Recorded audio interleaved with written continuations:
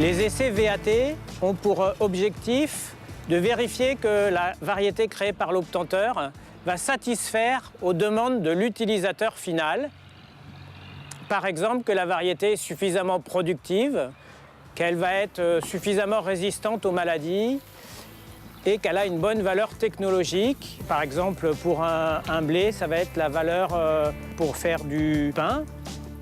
Toutes espèces confondues, c'est-à-dire les espèces de grandes cultures, les espèces de prairies et les espèces de gazon, représentent environ 1900 essais conduits chaque année. Seulement 10% de ces essais sont conduits par le GVS, c'est-à-dire qu'une grande partie des essais est conduite par des partenaires qui sont l'INRA, les obtenteurs et également les instituts techniques et d'autres organisations agricoles. Nous ici sur l'Anjouer, on fait essentiellement tout ce qui est test de rendement pour la commercialisation. Et après, je fais des prélèvements technologiques à la récolte courant septembre qui partent en analyse et en atelier de dégustation pour voir vers quelle source est destinée la pomme de terre, si c'est en chips, en purée, en frites, pommes vapeur.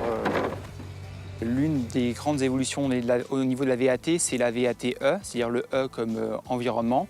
C'est-à-dire qu'on cherche à amplifier la prise en compte de la dimension environnementale des variétés dans nos études.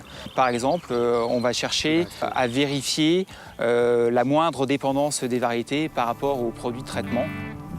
Dans le cadre des tests de résistance en plein champ, ces essais sont réalisés pour améliorer donc la qualité agronomique, donc avoir des variétés résistantes avec moins de pesticides, et également améliorer la qualité sanitaire.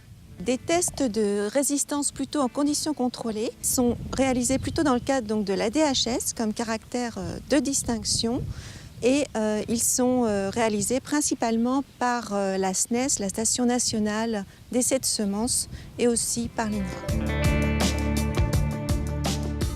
Nous allons évaluer les variétés en inscription, les variétés candidates, pour leur résistance ou leur sensibilité vis-à-vis des bioagresseurs. Donc, nous travaillons principalement en module climatique et également en serre.